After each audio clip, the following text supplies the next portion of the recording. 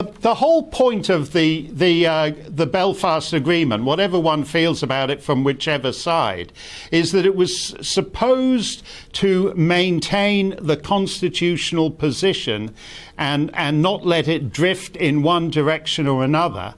And in fact, since Brussels got mixed up with it in this last couple of years, it's drifted faster almost than at any, well, yes, I think almost than any time since the Irish Free State came into being a century ago. I mean, it's really been fast-tracked out of the UK.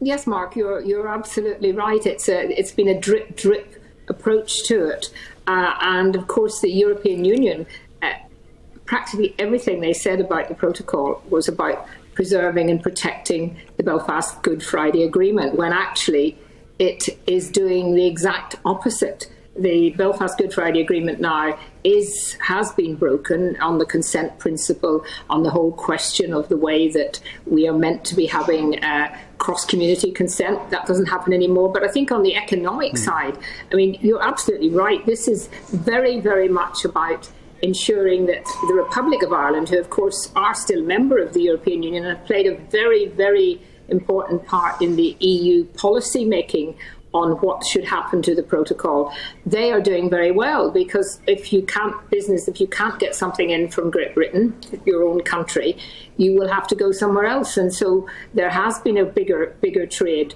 But of course, all the businesses that depend on their sending goods to Great Britain and getting goods back from Great Britain are suffering. And so economically, there is no such thing as it being the best of both worlds, which is what was pushed very strongly as being something that was important. But we have moved a bit, I have to say, this week. The visit of the Prime Minister, you're absolutely right. I mean, it is amazing, isn't it, how little time Prime Ministers of any parties actually come to Northern Ireland. And I remember way back when I was a minister, seeing a letter from Tony Blair as the Prime Minister that went to all his ministers. It was around about the time they were actually dealing with the Belfast Agreement.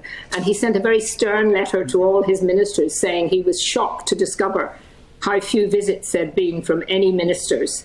And I think it's about time that perhaps the Prime Minister does exactly the same, because if you want to at least give the impression to people in Northern Ireland that you care about it and that you feel it is an integral part, then, jolly well come here more often, and don't come just when there's a crisis. And of course, we've been warning for some time that there was a crisis coming if the protocol wasn't dealt with. So Liz Truss's speech, pretty good, changes a few things, but it's all words still. So we need the legislation.